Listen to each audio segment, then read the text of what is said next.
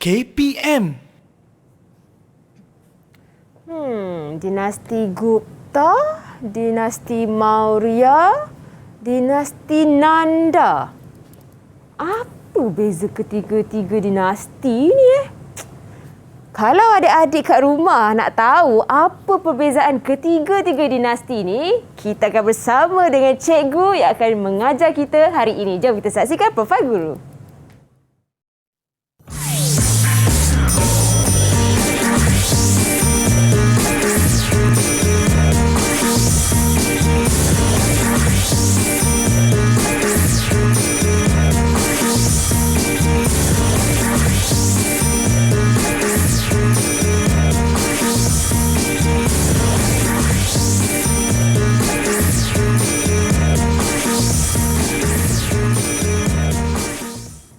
Hello, hai, Assalamualaikum adik-adik yang sedang menonton teras di Didik TV KPM sekarang ini bersama dengan Kak Elly Arifin yang sama-sama akan teman adik-adik kita belajar mata pelajaran yang sangat menarik hari ini. Kalau tadi Kak Elly ada cerita pasal dinasti, sudah tentu ia berkaitan dengan sejarah. Tapi sebelum itu, Kak Elly nak ingatkan kepada adik-adik untuk sentiasa menjaga SOP, jaga penjarakan sosial, penjarakan fizikal 1 meter, kerap sanitasi tangan, cuci tangan dan memakai pelitup muka setiap kali nak keluar dari rumah. Dan pastikan keluar bila berkeperluan sahaja. Baik, cikgu selamat datang ke teras. Terima kasih, Elly. Oh, cantik cikgu hari ni. Pakai sari ya cikgu. Ni sari ke? Bukan sari. Ini pakai yang Punjabi. Punjabi.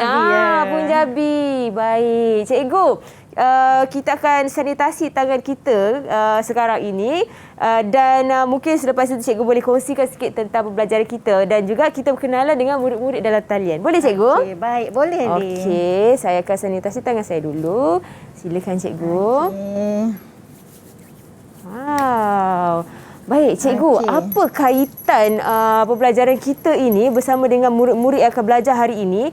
Dan kita nak kongsikan juga tentang dinasti juga, cikgu kan? Ya. Okey, tapi sebelum itu mungkin cikgu boleh perkenalkan murid-murid cikgu dalam talian yang comel ni, yang dah bersedia nak belajar dengan kita ni, cikgu. Okey, baiklah, Elly. Okey. Terima kasih. Sama-sama. Saya bagi tahu dulu tajuk apa yang kita akan pelajari pada hari ini. Okey, pada hari ini kita akan belajar berkaitan dengan tamadun India. Perluasan kuasa. Okey. Dan bersama-sama saya pada hari ini, Elly, ada anak-anak saya yang saya bawakan khusus untuk bersama-sama kita hari ini. Okey, baiklah ya. Silakan ya anak-anak cikgu. Okey, ini dia, Elly, anak-anak saya yang happy ya, yang sentiasa senyum ya. Okey. Elly nak kenal yang mana satu dulu tu? Saya jadi keliru sebab semua cantik-cantik, ada yang kacak juga dan masing-masing memakai apa di hiasan dahi. Hiasan di dahi juga. Wow, sinonim dengan pembelajaran kita hari ini, cikgu. Ya. Baik, kita berkenalan dengan JV Ku dulu. Boleh? Okey, boleh. Okey, silakan JV perkenalkan diri. Salam sejahtera, nama saya Ku Zhehui dari SMK Jerantut. Salam kedamaian dari bumi Jerantut. Jerantut faham. Yeah. Baik, terima kasih JV. Seterusnya cikgu, kita ada Siti Nur Hidayah. Assalamualaikum dan selamat sejahtera. Nama saya Siti Hidayah binti Uthman. Saya dari SAK Jerantut. Selamat berkenalan semua. Selamat berkenalan. Terima kasih Nur Hidayah. Dan seterusnya kita ada Safia Rizwan. Assalamualaikum, selamat pagi. Nama saya Anissa Famti Rizwan. Saya dari Sekolah Menengah Kebangsaan Jerantut. Salam perkenalan dari bumi Jerantut. Wow, salam perkenalan juga Safia. Dan kita ada Jawahir.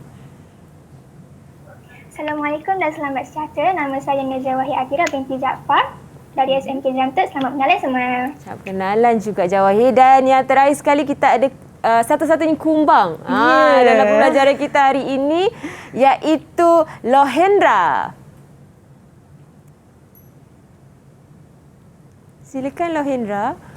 Selamat sejahtera. Nama saya Lohendra adalah lelaki dari SMK Jerantut. Salam perpaduan dan bumi cinta. Okey, Lohendra mungkin boleh perkenalkan sekali lagi nama anda sebab biasalah kita ada masalah connection yang ada masalah sikit kan? Ya. Silakan Lohendra. Selamat sejahtera. Nama saya Hendra anak lelaki Subramaniam dari SMK Jelantut. Salam perpaduan dari bumi. Okey, Cinta. terima kasih Hendra. Okey, cikgu, apa yang kita boleh pelajari daripada mata pelajaran yang kita akan sama-sama mendalami dan fahami juga dengan cerita sejarah, mata pelajaran sejarah, tapi apa kaitan dengan dinasti pada hari ini, cikgu? Okey, baiklah ya, Ellie. Pada hari ini kita akan belajar tamadun India berkaitan dengan peluasan kuasa. Wow. Jadi, Ellie melihat tadi peta peluasan kuasa dalam 3 dinasti ya. Okey. Dinasti Nanda kan Ellie sebut tadi, dinasti Betul. Nanda, Nanda. dinasti Maurya dan juga dinasti Gupta. Jadi kita akan toka 3 dinasti ini berkaitan dengan peluasan kuasa dalam tamadun India. Wow, menarik. Ya. Memang sesuai dengan pemakaian cikgu hari ini. Ya. Kata pemakaian tradisional Ya, mereka. ya, Ellie. Baik, okey. Kejap lagi Kak Ellie tak sabar juga nak sama-sama belajar dengan Cikgu Rohani dan murid-murid dari Sekolah Menengah Kebahasaan Jelantut. Faham ya Cikgu? Ya, ya, Ellie. Dan untuk mata pelajaran sejarah ini, jadi adik-adik kena bersiap sedia sebab kita akan sama-sama teroka orang kata negara India. Ya. Jadi teruskan menonton Teras di Didik TV KPM. Jangan ke mana-mana.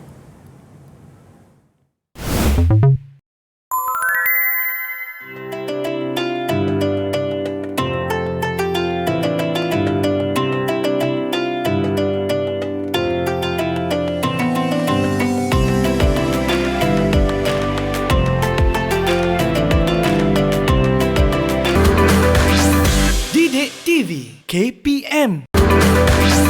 Didik TV KPM.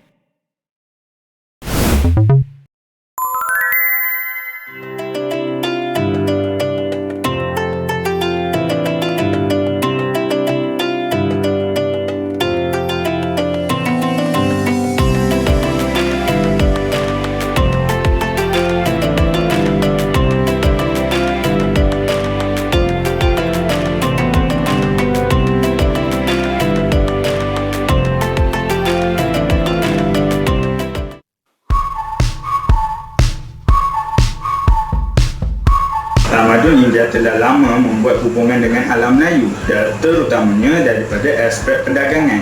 Tamadun India juga merupakan antara salah satu tamadun dunia yang mencapai kegemilangan. Kerjasama antara rakyat dan pemimpin adalah penting dalam membangunkan sesuatu tamadun. Inilah juga yang diamalkan oleh tamadun India sehingga membina sebuah empayar. Peluasan kuasa dalam tamadun India didukung oleh kekuatan ketenteraan dan pemerintah yang berwibawa. Inilah yang boleh kita contohi dalam memajukan negara. Peluasan pengaruh tidak semestinya dibuat melalui penaklukan, tapi juga melalui penyebaran agama dan misi kemanusiaan ke negara-negara lain melalui cara yang tidak menumpahkan darah.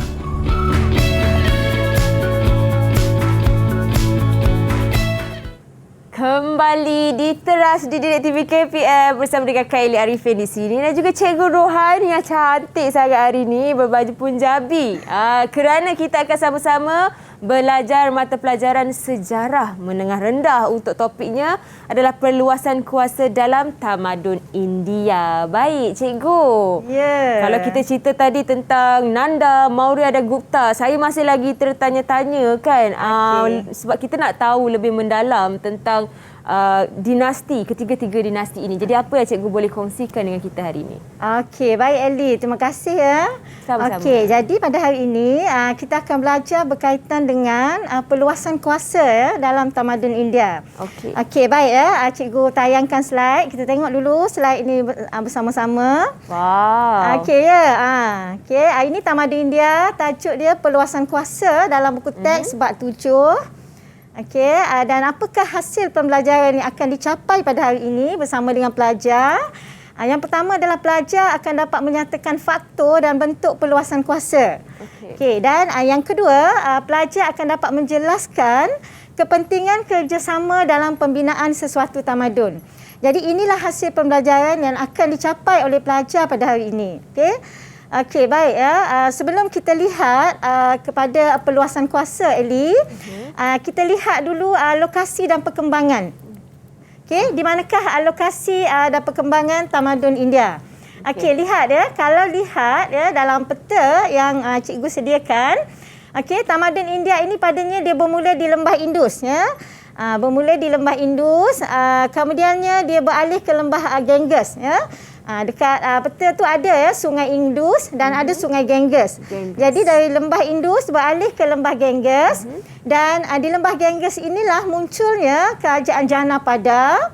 Janapada ini adalah kerajaan kecil dan kemudiannya bergabung membentuk kerajaan besar yang kita panggil sebagai Mahajanapada. Okey, dan banyak didapati ya banyak wujudnya kerajaan Mahajanapada ya. Kalau dalam peta tu, tetapi yang pentingnya Mahajanapada yang penting adalah kerajaan Magadha. Magadha ini dia muncul dan terkenal kerana dia berada di kawasan yang strategik ya. Dan daripada kerajaan Magadha inilah munculnya 3 dinasti utama yang akan kita fokuskan pada hari ini Eli ya, iaitu dinasti Nanda, dinasti Maurya dan juga dinasti Gupta. Okey. Ya, Safia. Saya nak tanya. Ya, silakan Safia. Apa beza kerajaan kecil dengan kerajaan besar, cikgu? Okey, bagus Safia. Pelajar pertama bertanya kepada cikgu hari ini ya. Bersemangat hari ini. Ya, bersemangat Safia. Okey, apa beza kerajaan kecil dengan kerajaan besar? Tadi cikgu jelaskan kerajaan kecil ni Janapada. Kerajaan besar ni dikenali sebagai Mahajanapada. Okey, baik. Kerajaan kecil ini dia bersifat kepuakan. Okey, dia tidak ada raja tapi dia bersifat kepuakan. Manakala Mahajanapada ini kerajaan besar diketuai oleh raja. Okey, jelas Safia? Jelas cikgu. Okey, baik. Cikgu, saya nak tanya juga boleh? Okey, silakan Jawahir. Nak tanya apa tu? Kenapa kedudukan Magadha yang dekat dengan Sungai Ganges dianggap strategik? Okey, betul ya. Tadi cikgu kata Magadha ini kedudukan dia strategik kan, Eli kan? Okey, kenapa dianggap strategik? Sebenarnya kalau kita lihat dalam peta, Magadha itu kedudukannya dekat dengan Sungai Ganges ya. Dan Sungai Ganges ini merupakan laluan utama perdagangan di India ketika itu. Jadi apabila dia berada dekat dengan Sungai Ganges, bermakna Magadha ini dia dapat menguasai perdagangan di India, laluan perdagangan. Maka sebab itu dikatakan kedudukan Magadha ini adalah strategik. Okey, jelas Jawahir? Jelas cikgu. Okey, baik. Kita lihat slide seterusnya. Okey, kita pergi kepada tajuk fokus kita pada hari ini iaitu berkaitan dengan perluasan kuasa dalam tamadun India. Jadi kita akan toka apakah faktor-faktor perluasan kuasa dalam tamadun India. Okey, sebelum itu kita lihat dahulu apakah yang dimaksudkan dengan perluasan kuasa. Okey, ada sesiapa tak nak bantu cikgu nak bagi tahu apa dia maksud perluasan kuasa? Saya cikgu. Okey, ya Lohan, silakan. Perluasan kuasa bermaksud usaha yang dilakukan oleh sesebuah kerajaan atau raja bagi menguasai dan memperluas pengaruh di sesebuah kawasan atau usaha untuk mengatasi pihak lain. Pandainya, ya, tepat Lohan ya. Itulah maksud perluasan kuasa ya. Usaha untuk menguasai kerajaan lain ataupun usaha untuk mengatasi pihak lain ya. Dan dalam tamadun India ada 5 faktor perluasan kuasa. Okey, dan 5 faktor ini saling berkait. Okey, jadi kita lihat satu persatu apakah faktor perluasan kuasa dalam tamadun India. Faktor yang pertama ialah kekuatan ketenteraan.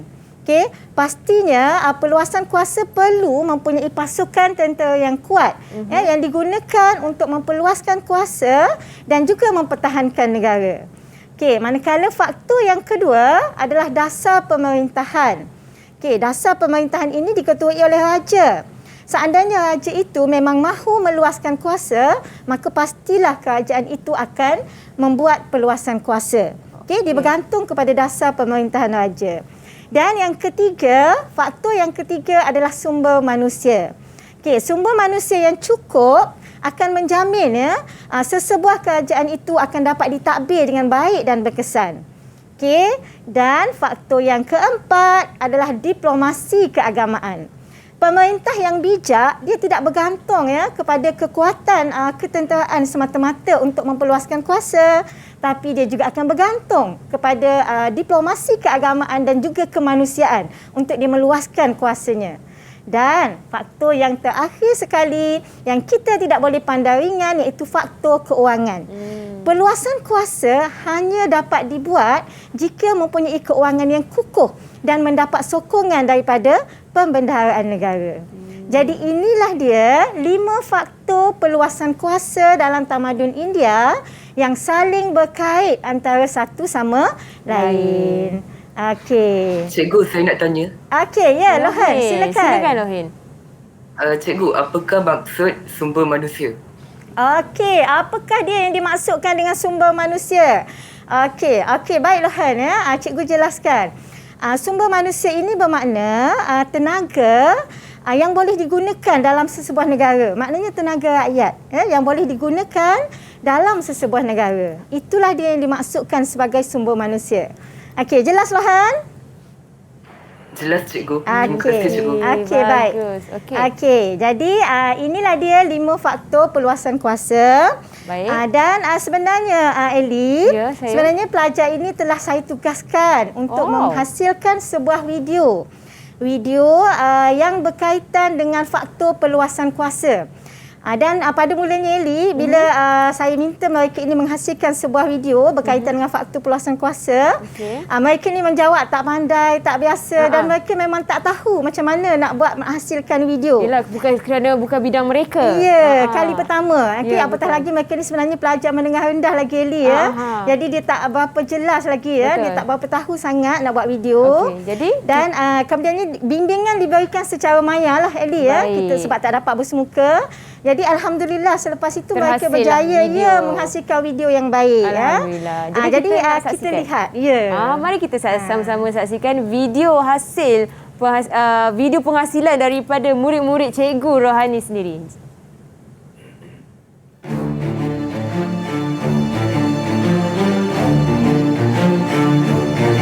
Selamat sejahtera. Hari ini saya akan menerangkan tentang faktor-faktor perluasan kuasa dalam tamadun India. Pertama sekali ialah kekuatan ketenteraan. Sesebuah kerajaan perlu mempunyai pasukan tentera yang kuat. Pasukan tentera juga digunakan untuk mempertahankan negara daripada serangan musuh. Seterusnya adalah dasar pemerintahan. Pemerintahan yang diketuai oleh raja menentukan dasar perluasan kuasa sesuatu kerajaan. Kemudian ialah sumber manusia. Sumber manusia yang cukup menjamin sesebuah kerajaan ditadbir dengan baik dan berkesan. Selain itu adalah diplomasi keagamaan. Pemerintah yang bijak tidak hanya bergantung pada aspek ketenteraan semata-mata. Aspek keagamaan dan kemanusiaan turut berperanan dalam memperluas kuasa dan pengaruh kerajaan. Akhir sekali ialah kewangan.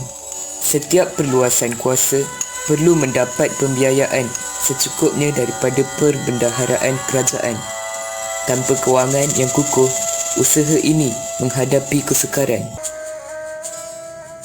Wow, cikgu hebatnya. Lohan pandai betul edit video cikgu ya? Ya. Jadi inilah video yang dihasilkan oleh Lohan buat pertama kali. Bahkan Lohan ini dia menggunakan suaranya sendiri dalam menghasilkan video ini. Okey, jom kita tanya. Apa dia pengalaman yang Lohan dapat? Apa perasaan Lohan bila dia berjaya menghasilkan video ini? Padahal mulanya dia cakap dia tak pandai ya. Ya, so Lohan boleh kongsikan sedikit secara ringkas Lohan. Silakan. Okey, mula-mula saya rasa risau sebab tak tahu nak buat macam mana. Tapi Cikgu Rohani memberi sokongan dan bimbingan kepada saya. Dan akhirnya saya berjaya menghasilkan video ini. Terima kasih Cikgu.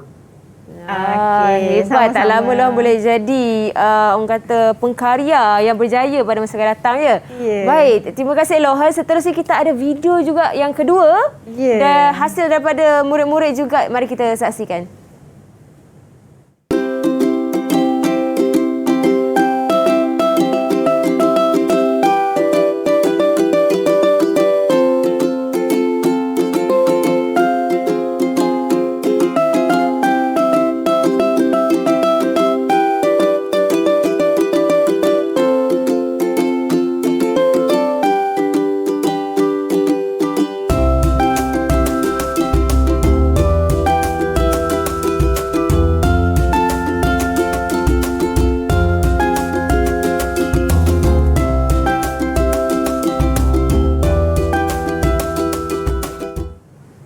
Wow, kalau tadi Lohan banyak bermain dengan audio dia, suaranya sendiri.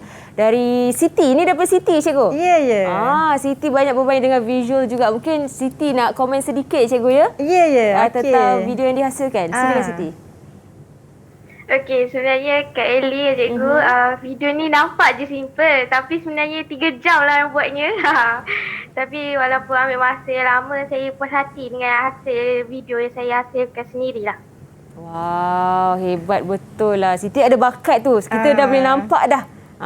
Permulaan dia cikgu ya? Ya, kali pertama 3 jam sebab dia tak pernah buat kan. Lepas ni rasanya 10 minit je. Dan akan lagi baik video Petik dia jari nanti. cikgu Ya. Dah tahu, dah pakar dah. Baik, terima kasih Siti. Seterusnya kita saksikan video yang ketiga pula daripada siapa agaknya ni? Tajuk kita pada hari ini ialah faktor perasaan kuasa. Terdapat pelbagai faktor perasaan kuasa yang saling berkait. Faktor tersebut termasuklah kekuatan ketenteraan, dasar pemerintahan, sumber manusia, diplomasi keagamaan dan kewangan. Faktor perasaan kuasa yang pertama adalah kekuatan ketenteraan. Sesebuah kerajaan perlu mempunyai pasukan tentera yang kuat. Pasukan tentera juga digunakan untuk mempertahankan negara daripada serangan musuh. Seterusnya, dasar pemerintahan. Pemerintah yang diketuai oleh raja menentukan dasar perluasan kuasa sesuatu kerajaan. Selain itu, sumber manusia. Sumber manusia yang cukup menjamin sesebuah kerajaan ditadbir dengan baik dan berkesan. Di samping itu, diplomasi keagamaan. Pemerintah yang bijak tidak hanya bergantung pada aspek ketenteraan semata-mata. Aspek keagamaan dan kemanusiaan turut berperanan dalam memperluas kuasa dan pengaruh kerajaan. Akhir sekali, kewangan. Setiap perluasan kuasa perlu mendapat pembiayaan secukupnya daripada pemendaraan kerajaan. Tanpa kewangan yang kukuh, usaha ini menghadapi kesukaran. Wow, hebatlah. Saya boleh teka ni daripada Safia ni mesti. Ya, betul. Ini Safia. dihasilkan oleh Safia. Okey. Safia mungkin boleh kongsikan sikit pengalaman awak dalam menghasilkan video ini. Saya rasa seronok lah sebab dapat belajar dengan menghasilkan video dan saya rasa saya lagi mudah faham. Wow, nampak kefahaman Safia tu sangat terperinci cikgu ya. Betul. Sebenarnya ini salah satu pelajar ini, anak-anak murid ini diberikan tugasan video supaya sebenarnya mereka dapat kuasai fakta. Dan mudah faham bila menghasilkan video. Betul. Betul, mudah ingat kan. Baik, kita dah saksikan Safia punya video. Sekarang kita nak saksikan video yang keempat. Silakan.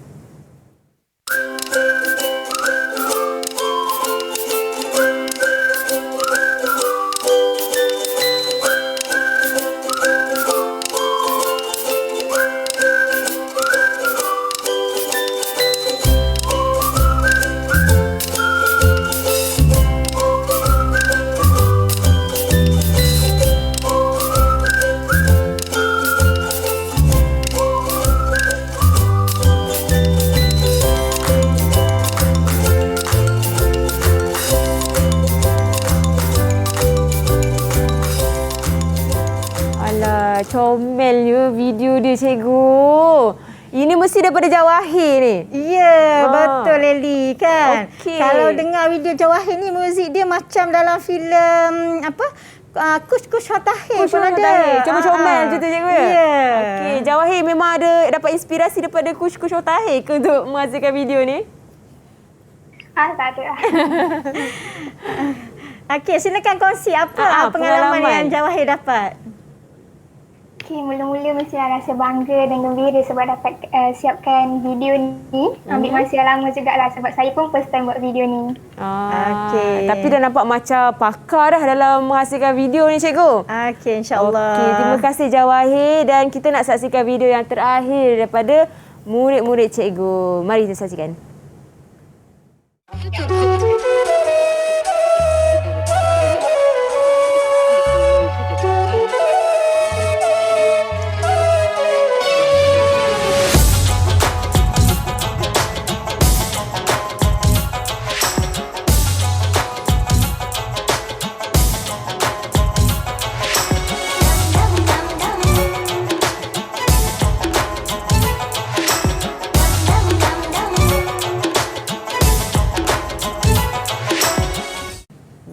Rancak betul muzik dia cikgu. Ya, rasa macam nak berjoget Bollywood kat sini ya. Sesuai dengan cikgu. Jadi orang kata Rani Mukherjee dekat depan ni. Baik cikgu, itu adalah video yang dihasilkan daripada murid-murid cikgu sendiri walaupun pertama kali, tetapi mereka berjaya memuaskan orang kata kehendak ataupun apa yang cikgu ingin sampaikan cikgu ya? Ya, kiranya matlamat tercapai lah ya. Apabila pelajar ini berjaya menghasilkan video berkaitan dengan faktor perluasan kuasa. Dan pastinya pelajar ini dia akan cepat ingat fakta lah ya bila dia berjaya menghasilkan video. Apapun tahniah terbaik buat anak-anak cikgu. Cikgu bangga dengan kalian semua. Ya, hebat, berjaya menyiapkan tugasan yang diberikan. Okey. Jadi kita akan pergi pada soalan kebat, Eli. Okey, boleh ya? Cikgu, boleh. Okey, kita pergi pada soalan kebat berkaitan dengan faktor perluasan kuasa ini. Cikgu. Okey, kita lihat kalau di sini soalannya berbunyi, sekiranya anda menjadi pemimpin di sesebuah negara, antara 5 faktor perluasan kuasa tersebut, manakah aspek yang penting bagi anda untuk membangunkan negara? Okey, cikgu. Ya. Sebelum murid-murid kita menjawab, saya sebenarnya nak tahu juga antara respon ataupun mungkin apa yang murid-murid yang telah hasilkan video Bollywood tadi tu, pendapat dan juga pengalaman mereka dalam menghasilkan video tadi. Boleh cikgu? Oh, boleh lah. Lupa kan? Kita lupa pada ku tadi. Okey, silakan ku. Tak apa. Okey, siapakah yang terakhir ni? Ya, Javi. Mungkin boleh kongsikan sedikit pengalaman awak dalam menghasilkan video. Saya sangat gembira sebab dalam mempunyai kemahiran yang baru. Saya rasa saya tak boleh buat tetapi saya berjaya buat video itu. Okey, aku kata dia tak boleh buat ya, tapi sebenarnya dia berjaya buat dan menghasilkan video yang sangat rancak ya, Li. Rancak dan sangat hebat. Dan sebenarnya ku hari ini berpakaian tradisional India, Li ya. Itulah, comel semangat sangat dia hari ini. Cantik hari ini. Baik, itu dia, terima kasih kepada pelajar murid-murid yang telah menghasilkan semua video-video berkaitan dengan sejarah dinasti India terutama ya cikgu. Ya. Baik, sekarang ni kita teruskan kepada pembelajaran kita berkenaan dengan soalan kebat. Okey, betul Eli. Kita pergi pada soalan kebat ya.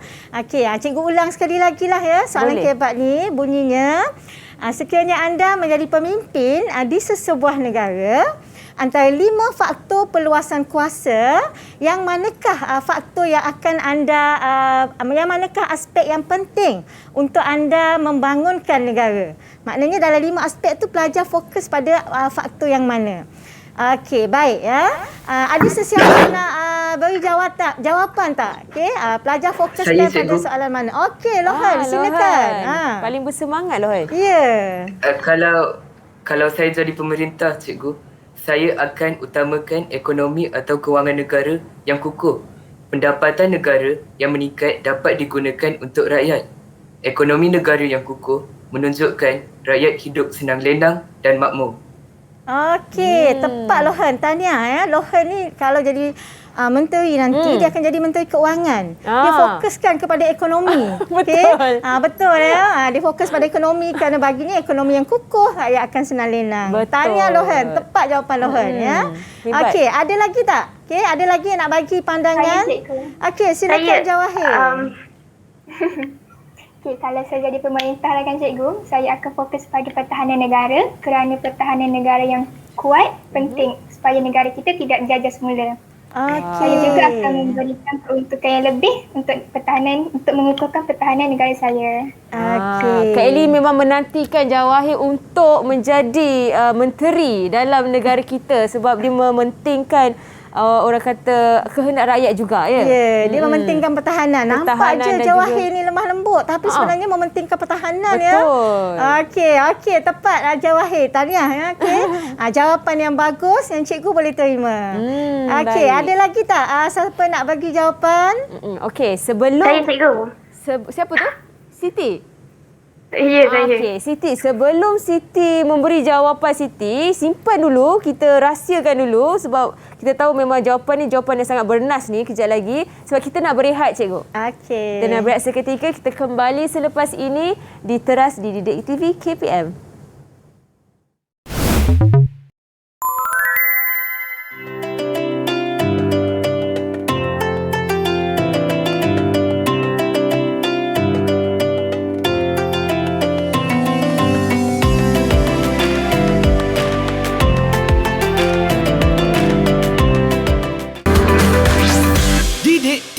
KPM. Didik TV KPM.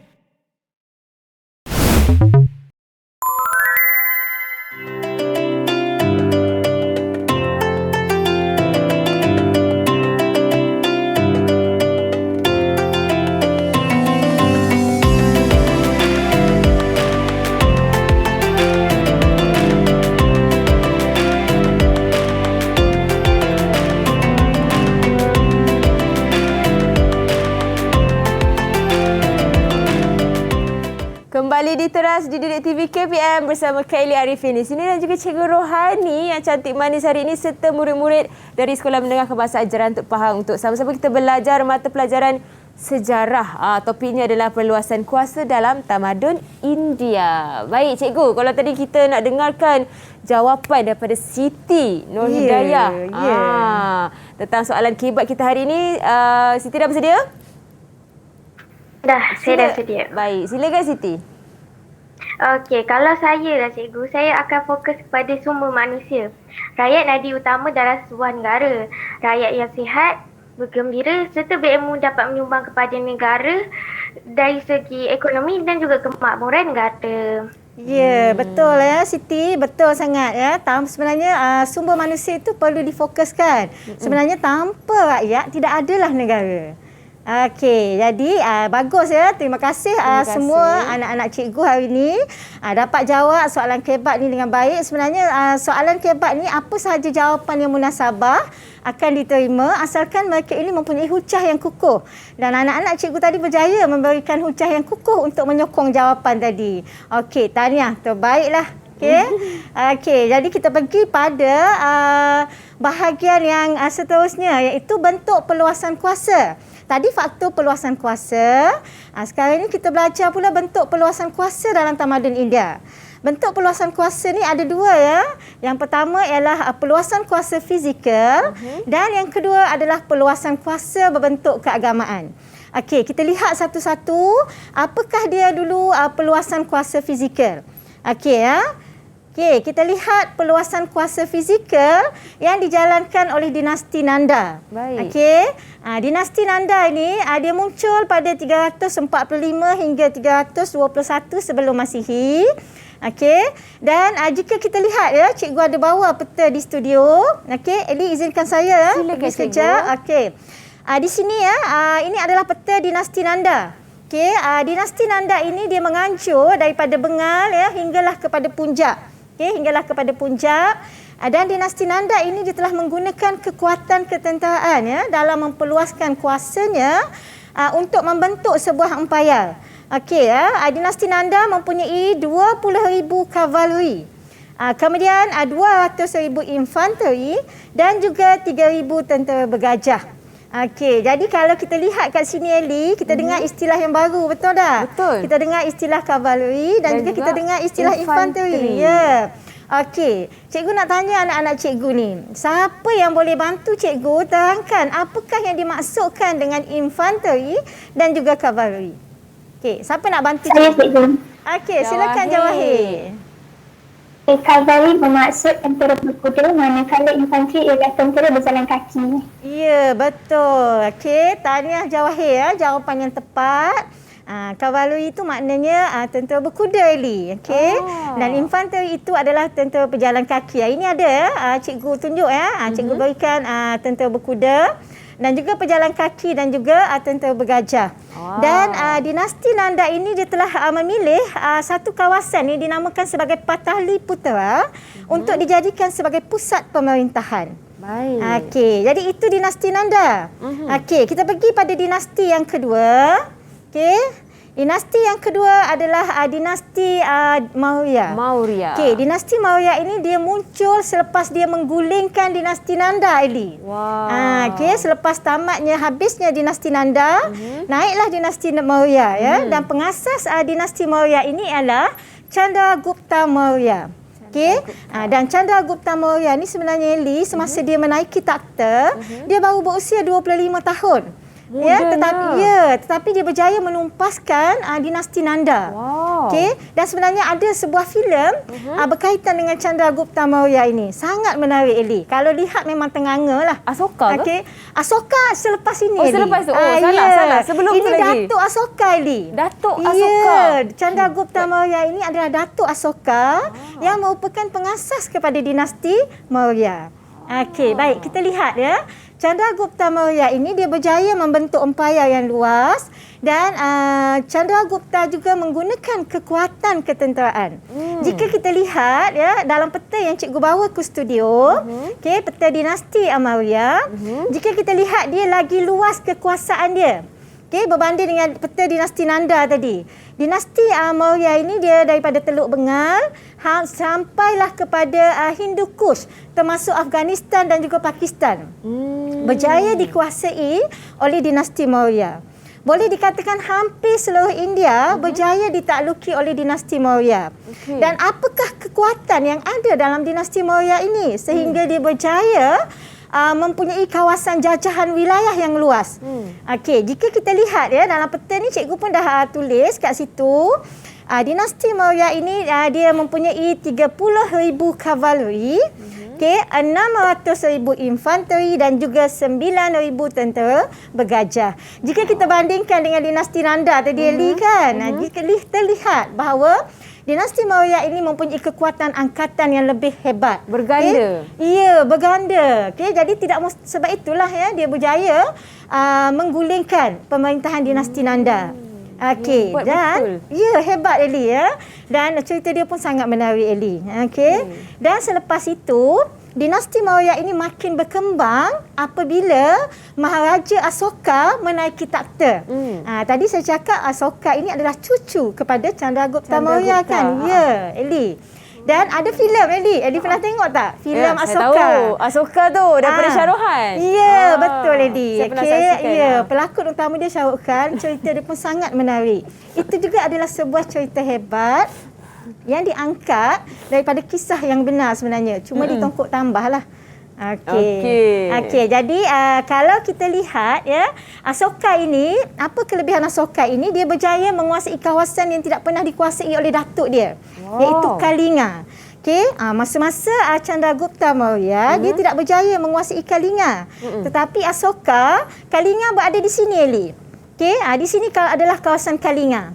Okey, jadi Kalinga ini berjaya dikuasai oleh Asoka. Namun malangnya jumlah yang terkorban dalam perang Kalinga ini sangat banyak.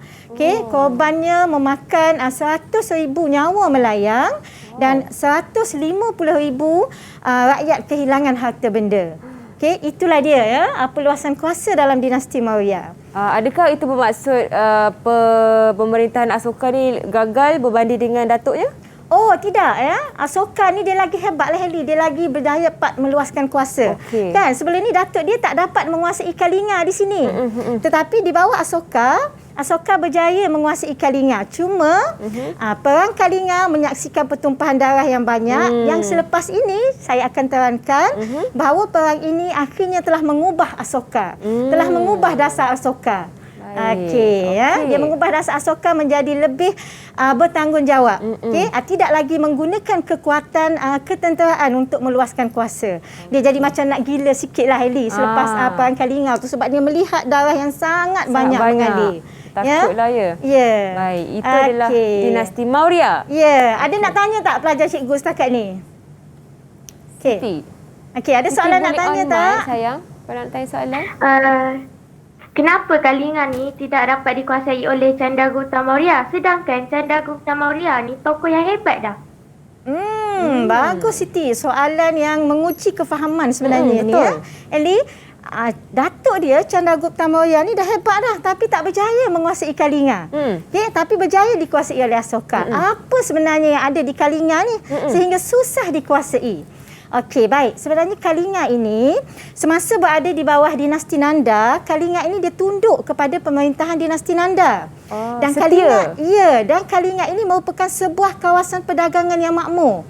Yang hebat. Dan Kalinga ini sebenarnya sebenarnya anak-anak cikgu dan anak-anak di luar sana, Kalinga ini dia mempunyai satu angkatan tentera yang juga kuat, yang hebat. Jadi dia ada angkatan tentera dia sendiri. Jadi sebab itulah Chandragupta Maurya tidak dapat menguasai Kalinga. Dan sebenarnya ketika zaman Asoka membuat 2 kali percubaan untuk menawan Kalinga. Kali pertama, Asoka menghantar askar dia, tentera dia, tapi berjaya ditumpaskan oleh pasukan tentera Kalinga. Dan kali kedua, Asoka datang sendiri memimpin pasukan tentera dia menawan Kalinga dan berjaya mengalahkan Kalinga. Okey, jelas jelas Jawahir? Jelas Siti. Okey, silap jelas Siti. Terima kasih. Okey. Saya pasti Jawahir pun jelas juga. Semua murid-murid Datalia pun jelas, termasuklah Kak Eli ni sendiri. Okey, Eli pun dah jelas ya? Jelas cikgu. Daripada saya tahu, saya dah faham dah semuanya ni. Seronok. Okey. Alhamdulillah. Okey, kita sambung yang seterusnya. Okey, peluasan kuasa dalam dinasti Gupta. Okey, dan cikgu bawa juga peta berkaitan dengan peluasan kuasa dalam dinasti Gupta ini, Eli. Dinasti Nanda dan dinasti Maurya ini dia muncul sebelum Masihi. Dinasti Gupta ini dia muncul selepas Masihi. Jarak masa dinasti Gupta dengan Maurya ni sebenarnya 500 tahun, Eli. Dinasti Maurya jatuh, kemudian naik dinasti-dinasti lain lagi. Tetapi peluasan kuasa ini memfokuskan kepada dinasti Gupta. Kenapa cikgu? Okey, kenapa? Nanti kita akan bincangkan sebentar lagi. Okey.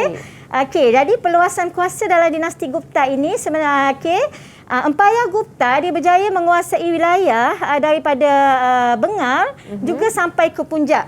Cuma kalau Eli tengok, kita lihat perbandingan 3 peta ini. Kita lihat perbandingan 3 peta ini. Dinasti Gupta dia menguasai wilayah tidaklah sehebat dinasti Maurya. Betul tak Eli? Betul. Sikit aja kan? Dan tidaklah juga sehebat dinasti Nanda. Tetapi apapun dinasti Gupta ini juga berjaya meluaskan kuasa dan menjadi sebuah empayar yang hebat dengan menggunakan kekuatan ketenteraan. Dan dinasti Gupta ini diterajui oleh raja dia yang bernama Chandragupta I, dan sama seperti dinasti lain, dinasti Gupta juga menjadikan Pataliputra ini sebagai pusat pemerintahan. Okey, jadi pusat Maurya pun Pataliputra, Nanda pun Pataliputra, sama juga seperti dinasti Gupta. Okey, baik. Ada nak tanya apa-apa tak pelajar cikgu? Kalau ada nak tanya, okey, rasanya semua jelas kot, sebab tak tanya kan. Okey, sebelum cikgu ke pembelajaran yang seterusnya, kita nak berehat seketika cikgu. Okey, baik Eli, boleh. Kita nak ambil nafas dulu kerana rasanya kita dah orang kata faham dah kan tentang ketiga perjalanan pemerintahan dinasti ini. Jadi kita kembali selepas ini dalam Teras Didik TV KPM.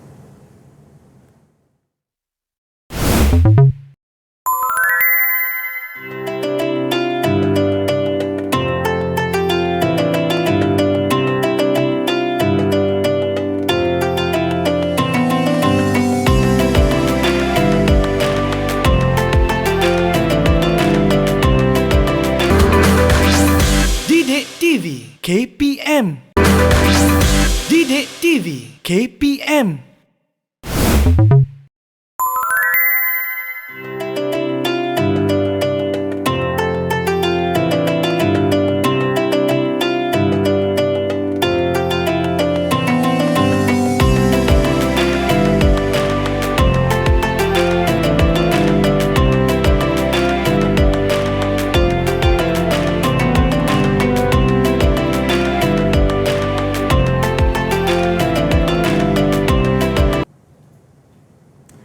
Kembali di Teras di Didik TV KPM bersama dengan Kak Eli Arifin di sini dan juga Cikgu Rohani serta murid-murid dari Sekolah Menengah Kebahasaan Jerantut Pahang untuk kita sama-sama belajar dan faham tentang mata pelajaran sejarah, topiknya perluasan kuasa dalam tamadun India. Tadi Cikgu dah terangkan tentang pemerintahan peluasan kuasa ketiga-tiga dinasti ini. Jadi sekarang ini cikgu nak terangkan tentang peluasan kuasa bentuk keagamaan pula. Silakan cikgu. Okey, saya sambung ya. Silakan. Okey, tadi cikgu dah terangkan tentang peluasan kuasa fizikal ya.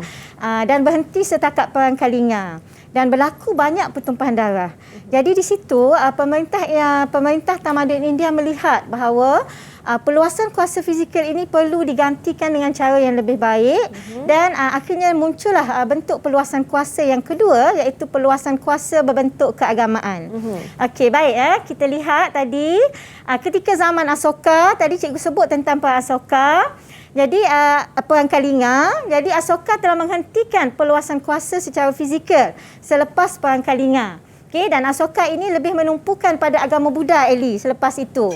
Okey, dan untuk mengukuhkan negaranya, Asoka telah membuat undang-undangnya sendiri dan undang-undang itu telah diukir pada tiang batu yang dinamakan sebagai tiang Asoka. Okey, dan tiang itu diletakkan di kawasan yang strategik. Okey, sebenarnya cikgu dah minta Safia untuk membuat carian maklumat berkaitan dengan tiang Asoka. Okey, silakan Safia kongsikan bersama kami hari ini. Okay, cikgu, saya akan kongsikan 2 kandungan yang terdapat pada tiang Asoka. Kandungannya adalah larangan terhadap penyembelihan haiwan termasuk dalam acara korban, dan juga raja diumpamakan sebagai bapa oleh rakyat. Manakala fungsi tiang Asoka pula adalah untuk menyatakan ingin diajarkannya sendiri kepada rakyat berdasarkan agama Buddha. Okey, baiklah itulah dia fungsi tiang Asoka untuk menulis berkaitan dengan undang-undang yang ada dalam undang-undang Asoka. Okey, dan diletakkan di tempat awam supaya mudah dibaca oleh rakyat.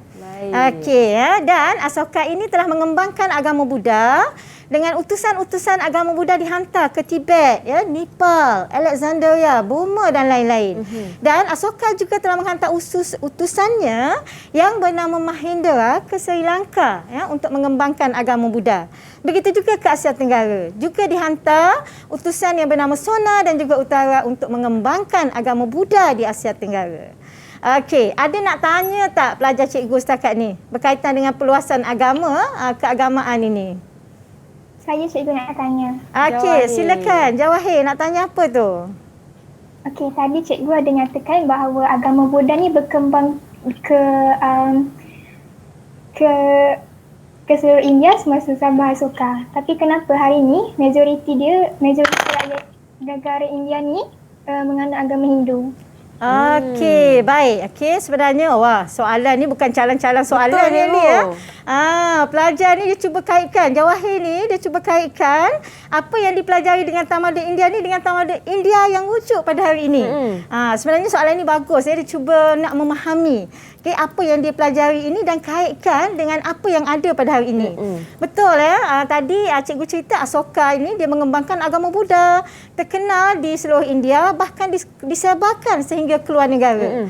Tapi hari ini kenapa penduduk India beragama Hindu majoritinya dan sebenarnya penduduk India sebenarnya 80% beragama Hindu. Diikuti oleh agama Kristian, agama Islam 14%, kemudian agama Kristian, agama Sikh dan dalam 0.7% penduduk India beragama Buddha. Jadi ke mana kegemilangan agama Buddha yang pernah disebarkan oleh Asoka dahulu? Itu yang Jawahir nak tanya sebenarnya cikgu faham. Okey, macam ni anak-anak cikgu.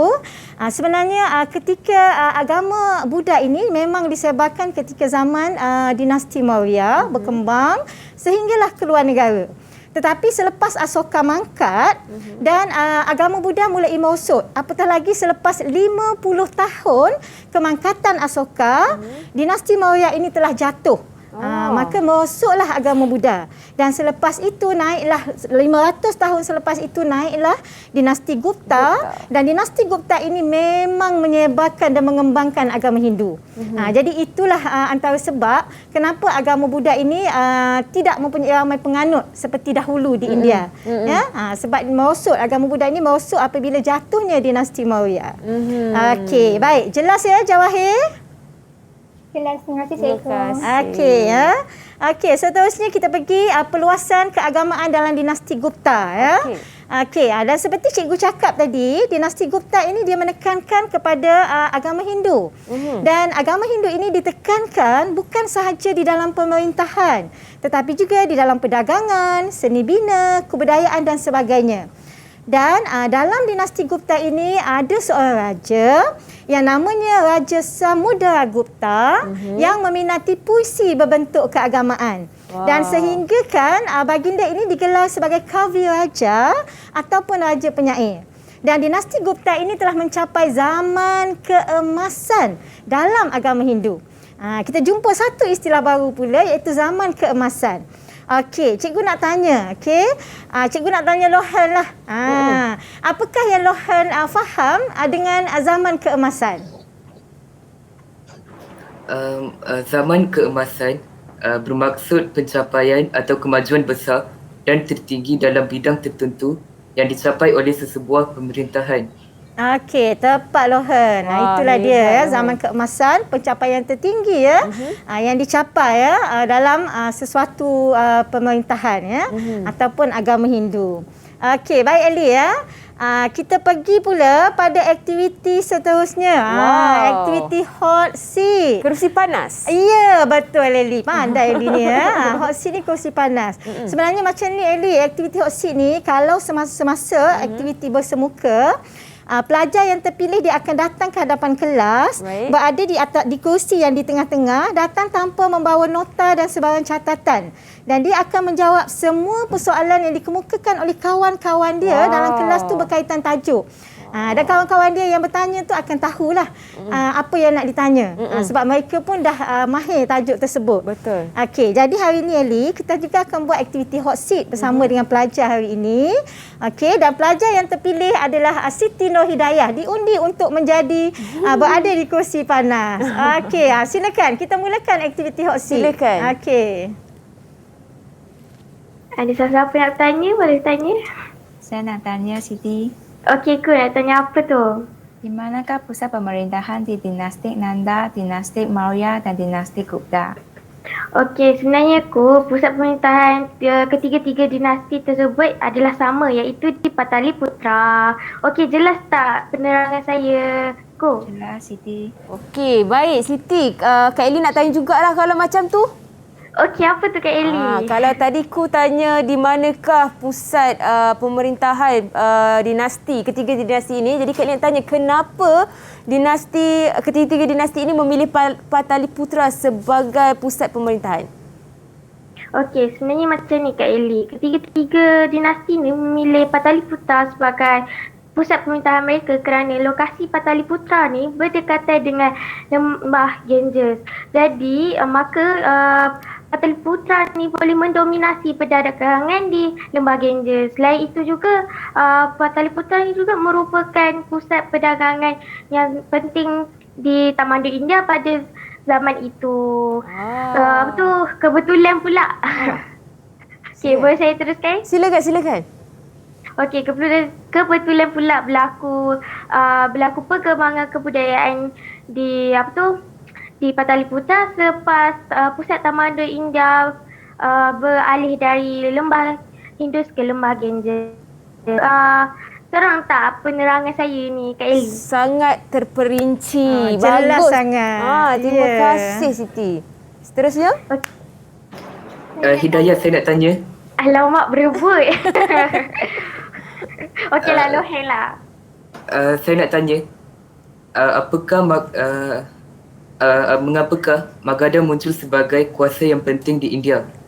Okey, kemunculan Magadha memainkan peranan penting di India dalam sistem perubahan politik di India melalui peluasan kuasa dan juga menjadi asas kewujudan kepada kerajaan-kerajaan lain seperti contohnya dinasti Nanda, Maurya dan juga Gupta. Okey, jelas tak penerangan saya, Lohan? Jelas, terima kasih. Sama-sama. Okey, baik. Nampaknya terima kasih banyak-banyak Siti. Siapa tu yang terakhir tu? Ada lagi nak tanya? Nampaknya kita kesentuhan masa cikgu. Masa mencemburui kita. Masa sangat mencemburui ya. Betul. Jadi terima kasih banyak Siti dan juga murid-murid dalam talian yang bertanya soalan, sama-sama berkongsi ilmu dan pengetahuan tentang topik kita pada hari ini. Ya. Cikgu, mungkin secara keseluruhan cikgu boleh rumuskan terhadap pembelajaran kita hari ini, cikgu. Okey, baiklah ya. Jadi sebagai kesimpulannya, tamadun India ini dia gemilang dalam bidang perluasan kuasa. Namun selain daripada itu, tamadun India juga gemilang dalam perkara-perkara lain. Dan sebenarnya perluasan kuasa secara fizikal ini telah berubah kepada perluasan kuasa berbentuk keagamaan ya, kerana tamadun India selepas itu lebih mementingkan keamanan ya berbanding dengan pertumpahan darah. Okey, dan itulah juga ya, kita hari ini juga sepatutnya kita menghargai keamanan negara kita ya, menggunakan cara yang lebih baik, bersatu padu ya untuk saling menjaga negara kita. Baik. Itu Eli ya. Terima kasih banyak-banyak Cikgu Rohani. Ya, sama-sama. Dan juga terima kasih banyak-banyak kepada murid-murid dalam talian dari Sekolah Menengah Kebahasaan Jerantuk Pahang kerana sama-sama berkongsi ilmu maklumat tentang mata pelajaran sejarah pada hari ini. Untuk topik kita adalah perluasan kuasa dalam tamadun India. Harapnya apa yang telah dikongsikan hari ini dapat manfaat kepada adik di luar sana, terutamanya apabila nak menjawab soalan peperiksaan pada masa akan datang, insya-Allah. Jadi kita nak mengundur diri. Terima kasih kerana menonton dan kita jumpa lagi dalam Teras Didik TV KPM, insya-Allah. Assalamualaikum. Bye.